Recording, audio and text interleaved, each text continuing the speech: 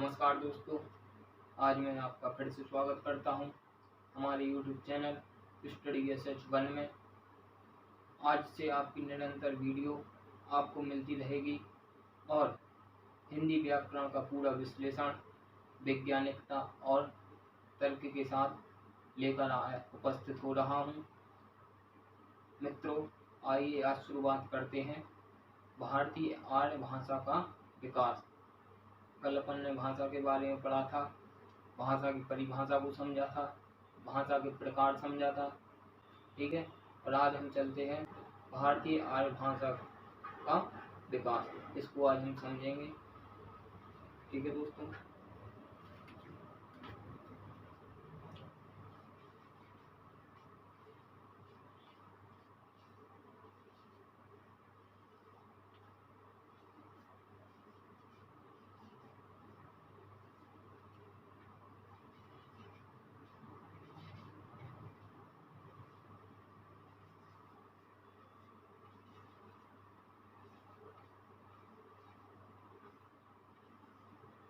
भारतीय आर्य भाषा का विकास, आज हम इसको समझेंगे। भारतीय आर्य भाषा क्या है दोस्तों? हिंदी का इतिहास वस्तुतः वैदिक काल से प्रारंभ होता है। उससे पहले भारतीय आर्य भाषा का स्वरूप क्या था, इसका कोई लिखित प्रमाण नहीं मिलता है। साथ ही आर्यों का आगमन भारत में किस काल से हुआ है, इसका भी कोई प्रमाण नहीं मिलता है। साधारणतया यह माना जाता है कि 2000 ईसा पूर्व से 1500 ईसा पूर्व भारत को उत्तर पश्चिम सीमांत प्रदेश में आर्यों के दल आने लगे। यहीं पहले से निवास कर रही आर्यन जातियां, उनको आर्यों ने परास्त करके सप्त सिंधु, जिसे हम आधुनिक पंजाब के नाम से जानते हैं, देश में आधिपत्य स्थापित कर लिया। आर्यों ने आर्यन जातियों को परास्त करके देश में आधिपत्य स्थापित कर लिया।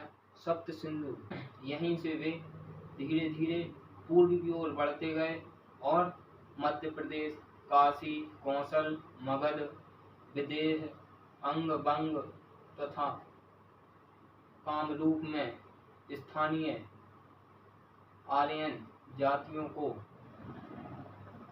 पराभूत करके उन्होंने वहां अपना राज्य स्थापित कर लिया। कहाँ कहाँ पर? काशी, मध्य प्रदेश, ठीक है, काशी मध्य प्रदेश में, काशी में, कौशल, मगध, विदेह, कौशल, मगध, ठीक है, विदेह, विदेह, अंग,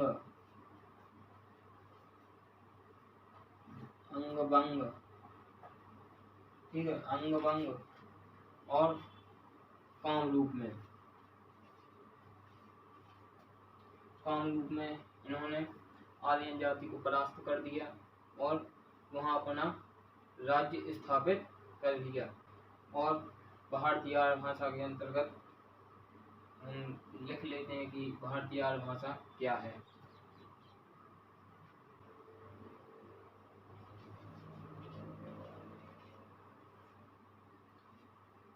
भारत में भाषा का विकास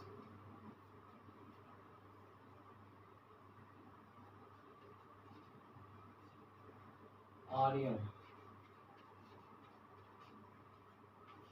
के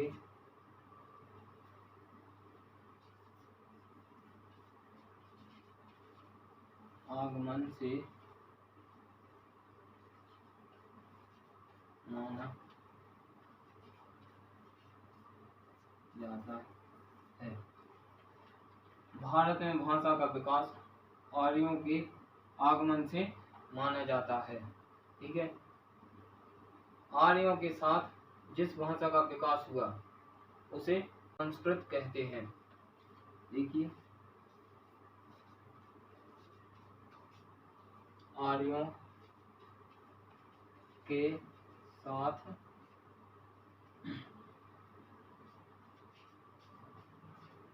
जिस भाषा का विकास हुआ है उसे संस्कृत कहते हैं। देखिए आर्यों के साथ जिस भाषा का विकास हुआ है उसे संस्कृत कहते हैं। और आर्य भारत में मध्य एशिया से सिंधु द्वार के द्वारा भारत के पंजाब प्रांत में बसे।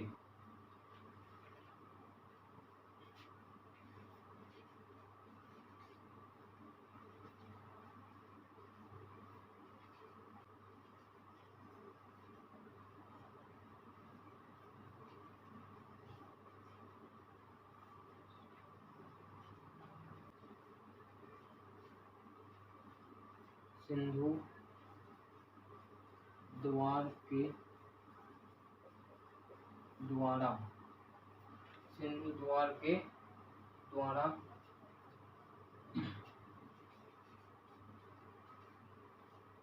भारत के पंजाब प्रांत में बसे। कहाँ पर बसे? भारत के पंजाब प्रांत में बसे। और संस्कृत से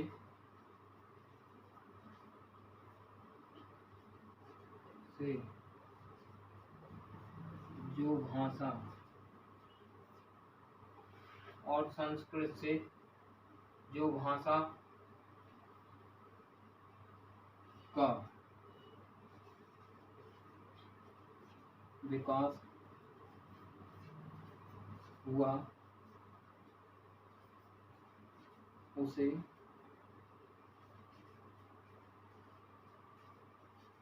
भारतीय आर्य भाषा कहते हैं। उसे भारतीय आर्य भाषा कहते हैं। भारतीय आर्य भाषा को 3 भागों में बांट कर पढ़ेंगे।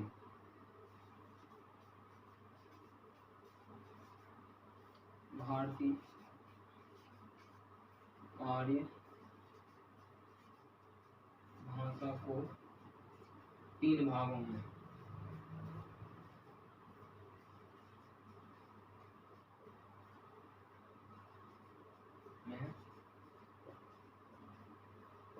भारतीय आर्य भाषा को 3 भागों में पढ़ेंगे। ठीक है, क्या है भारतीय आर्य भाषा? क्या है?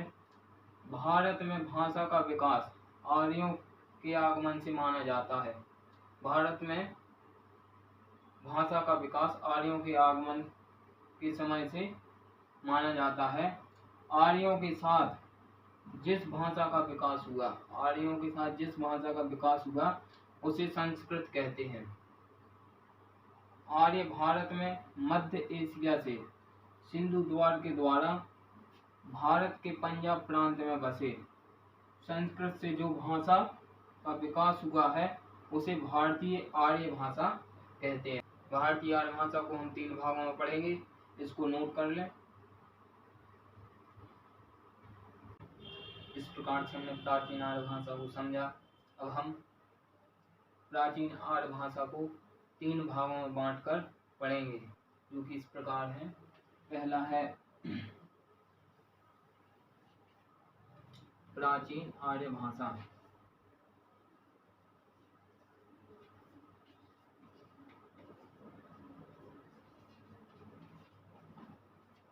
पहला है प्राचीन आर्य भाषा, जो सबसे प्राचीन है। इसका कार्यकाल कितने से कितने समय तक रहा? इसका कार्यकाल 1500 ईसा पूर्व से 500 ईसा पूर्व तक रहा। 1500 से 500 ईसा पूर्व तक रहा। ठीक है, इसके अंतर्गत दो भाषाएं आती हैं, पहली है वैदिक संस्कृत और दूसरी है लौकिक संस्कृत। ठीक है, तो पहले हम समझेंगे वैदिक संस्कृत को।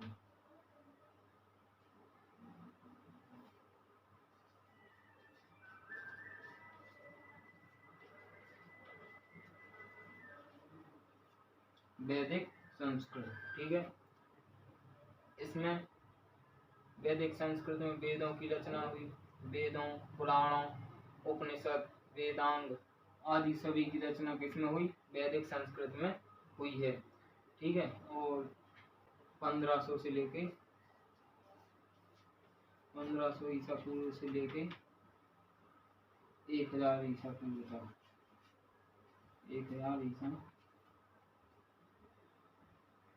1000 ईसा पूर्व तक रहा वैदिक संस्कृत। इसमें वेदों की रचना हुई है। ठीक है, और वेद का अर्थ होता है ज्ञान। ठीक है, और दूसरे नंबर पर है लौकिक संस्कृत।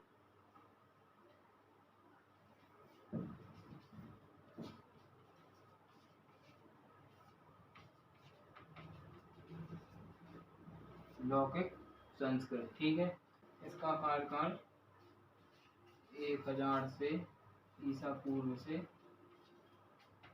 500 ईसा पूर्व तक। ठीक है, इसका कार्यकाल है 1000 ईसा पूर्व से 500 ईसा पूर्व तक। ठीक है, संस्कृत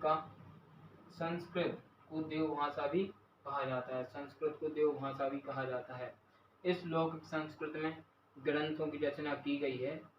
ठीक है, इसे शास्त्रीय भाषा का दर्जा भी प्राप्त है 2005 से, इसे लौकिक संस्कृत को। ठीक है, ये है प्राचीन आर्य भाषा। प्राचीन आर्य भाषा में दो भाषाएं, वैदिक संस्कृत, लौकिक संस्कृत। प्राचीन आर्य भाषा का कार्यकाल है 1500 ईसा पूर्व से 500 ईसा पूर्व। इसी के अंतर्गत प्राचीन आर्य भाषा के वैदिक संस्कृत है, जिसका कार्यकाल है 500 ईसा पूर्व से 1000 ईसा पूर्व। ठीक है, इसमें वेदों, पुराणों, वेदांग, उपनिषद आदि की रचना हुई है वैदिक संस्कृत में। ठीक है, और दूसरा है लौकिक संस्कृत। इसका कार्यकाल है 1000 ईसा पूर्व से 500 ईसा पूर्व। इसे संस्कृत को देवभाषा भी कहा गया है और इसे शास्त्रीय भाषा का दर्जा 2005 से प्राप्त है। ठीक है, और संस्कृत भाषा को देवभाषा भी कहा गया है। और दूसरी भाषा है, ठीक है, मध्यकालीन आर्य भाषा।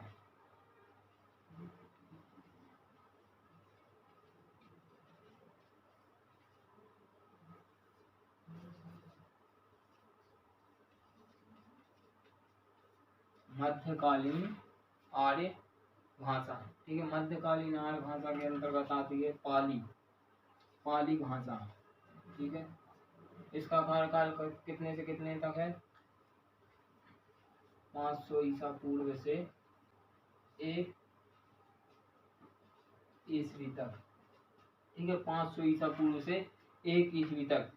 1 ईस्वी का ईसा मसीह के जन्म के बाद का समय है 1 ईस्वी, और ईसा मसीह के जन्म के पहले का समय है 500 ईसा पूर्व। ठीक है, पाली भाषा को संस्कृत भाषा का अपभ्रंश भी कहा जाता है। ठीक है, इस भाषा में बौद्ध ने उपदेश दिए हैं। पाली भाषा में बौद्ध ने उपदेश दिए हैं। पाली को प्रथम देश भाषा कहा जाता है।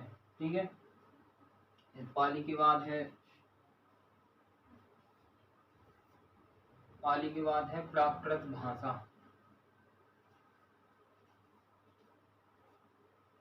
प्राकृत, इसका कार्यकाल कितने से है? प्राकृत भाषा का 1 ईस्वी से इसका कार्यकाल माना जाता है 500 ईस्वी तक। काय का? प्राकृत भाषा का। ठीक है, प्राकृत भाषा को पाली का अपभ्रंश भी कहा जाता है। ठीक है, इसमें जैन उपदेश तथा जैन ग्रंथ लिखे गए हैं। जैन ग्रंथ और उपदेश प्राकृत भाषा में लिखे गए हैं। और पाली भाषा में क्या लिखा गया है, बौद्ध के उपदेश लिखे गए हैं पाली भाषा में, और जैन उपदेश ग्रंथ प्राकृत भाषा में लिखा गया है। ठीक है, प्राकृत भाषा को पाली का अपभ्रंश भी कहा जाता है। ठीक है, इसे गांव की भाषा या आमजन की भाषा भी कहते हैं प्राकृत भाषा को। ठीक है, अब चलते हैं, तीसरी भाषा है अपभ्रंश। अपभ्रंश, ठीक है, अपभ्रंश का कार्यकाल कितना है, 500 ईस्वी से 1000 तक। 500 ईस्वी से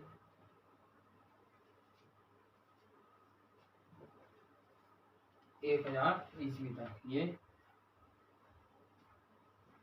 अपभ्रंश का कार्यकाल है। ठीक है, अपभ्रंश को बिगड़ी हुई भाषा कहा जाता है। अपभ्रंश को बिगड़ी हुई भाषा कहा जाता है। आचार्य दंडी ने अभीर भाषा कहा है। अपभ्रंश को आचार्य दंडी ने अभीर भाषा कहा है। ठीक है, और शंभु ने देसी भाषा कहा है। अपभ्रंश को शंभु ने देसी भाषा कहा है। ठीक है, और सर्वप्रथम प्रयोग पतंजलि ने अपने ग्रंथ महाभाष्य में किया था। अपभ्रंश का सर्वप्रथम उपयोग पतंजलि ने महाभाष्य अपने ग्रंथ में किया था। ठीक है, इसका कार्यकाल है 500 ईस्वी से 1000 ईस्वी। ठीक है, और अपभ्रंश भाषा को भरत मुनि ने अशुद्ध भाषा भी कहा है। ठीक है, चंद्रधर शर्मा ने अपभ्रंश को पुरानी हिंदी कहा है। क्या, पुरानी हिंदी कहा है। ठीक है, और आचार्य रामचंद्र शुक्ल ने साहित्यिक पुरानी हिंदी कहा है अपभ्रंश को। अपभ्रंश भाषा के प्रथम महाकवि शंभु थे। ठीक है, अब है अवहट्ट।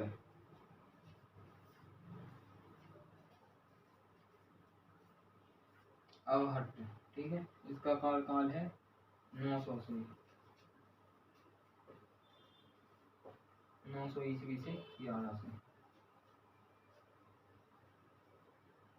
ठीक है, अवहट्ट, इसका कार्यकाल है 900 ईस्वी से 1100 ईस्वी तक। अवहट्ट को संक्रमण काल भी कहा जाता है। ठीक है, और हमने समझा प्राचीन आर्य भाषा को, समझा मध्यकालीन आर्य भाषा। अब समझते हैं आधुनिक आर्य भाषा।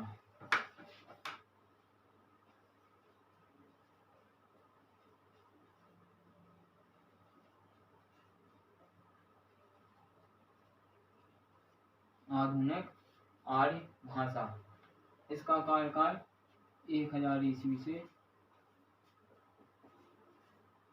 अब तक। इसका कार्यकाल 1000 ईस्वी से अब तक चल रहा है। ठीक है, इसे आधुनिक आर्य भाषा कहते हैं। ठीक है, हिंदी भी हिंदी। ठीक है, इस प्रकार से हमने भारतीय आर्य भाषा को 3 खंडों में पढ़ा। पहला प्राचीन आर्य भाषा। प्राचीन आर्य भाषा के अंतर्गत वैदिक संस्कृति और उसके बाद लौकिक संस्कृति। ठीक है, वैदिक संस्कृति में वेदों, पुराणों, वेदांग, उपनिषद आदि की रचना हुई है। और लौकिक संस्कृति में, ठीक है, लौकिक संस्कृति में ग्रंथों की रचना हुई है। और संस्कृत को शास्त्रीय भाषा का दर्जा प्राप्त 2005 से है। ठीक है, और इसके बाद हमने मध्यकालीन आर्य भाषा को समझा, जिसमें पाली भाषा, जिसका कार्यकाल 500 ईसा पूर्व से 1 ईस्वी तक है। 1 ईस्वी ईसा मसीह के जन्म के बाद का समय है, और 500 ईसा पूर्व ईसा मसीह के जन्म के पहले का समय है। ठीक है, हमने पाली भाषा को समझा। इसे संस्कृत का अपभ्रंश कहा जाता है, पाली को। ठीक है, तो उसके बाद प्राकृत भाषा समझा, इसे पाली का अपभ्रंश कहा जाता है। इसका कार्यकाल है 1 ईस्वी से 500 ईस्वी तक। ठीक है, 500 ईस्वी तक रही। उसके बाद है अपभ्रंश। अपभ्रंश इसका है 500 ईस्वी से 1000 ईस्वी तक। इसे बिगड़ी हुई भाषा कहा जाता है, अपभ्रंश को। ठीक है, और आचार्य दंडी ने अभीर भाषा कहा है अपभ्रंश को। ठीक है, उसके बाद अवहट्ट को समझा।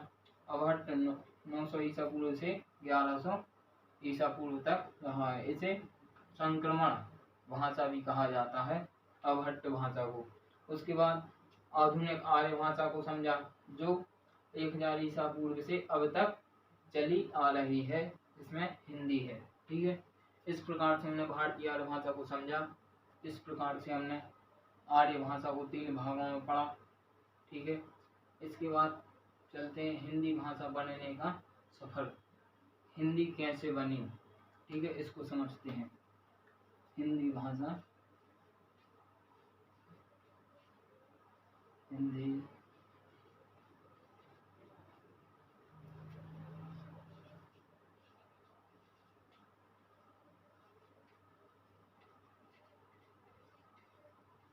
ठीक है, अब हम समझेंगे हिंदी भाषा बनने का सफर। हिंदी कैसे बनी है। सबसे पहले कौन सी भाषा आई थी?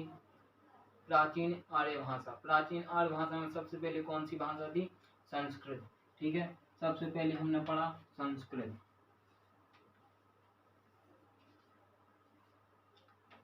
ये देव भाषा भी कहा जाता है इसको। ठीक है, संस्कृत में वेदों, पुराणों, वेदांग, उपनिषद आदि की रचना हुई है। वैदिक संस्कृत में इन सब की रचना हुई है, और लौकिक संस्कृत में ग्रंथों की रचना हुई है, ग्रंथ। और संस्कृत इसे शास्त्रीय भाषा भी का दर्जा प्राप्त है संस्कृत को। ठीक है, इस प्रकार से हमने संस्कृत को अभी पढ़ा था। ठीक है, वैदिक संस्कृत, लौकिक संस्कृत में। इसके बाद संस्कृत से बनी कौन सी भाषा? इसके बाद आई पाली। संस्कृत के बाद आई पाली। ठीक है, इसको भी हमने अभी समझा था। यह मध्यकालीन आर्य भाषा के अंतर्गत आती है। ठीक है, इसे संस्कृत का अपभ्रंश भी कहा जाता है, पाली भाषा को। ठीक है, इसे प्रथम देश भाषा भी कहा जाता है, पाली को। इसके बाद आए पाली के बाद प्राकृत भाषा।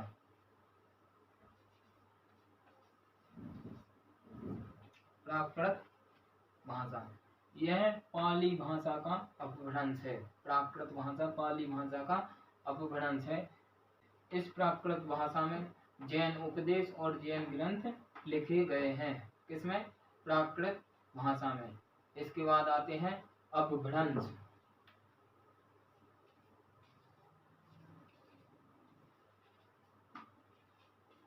देखिए, अब इसके बाद है अपभ्रंश।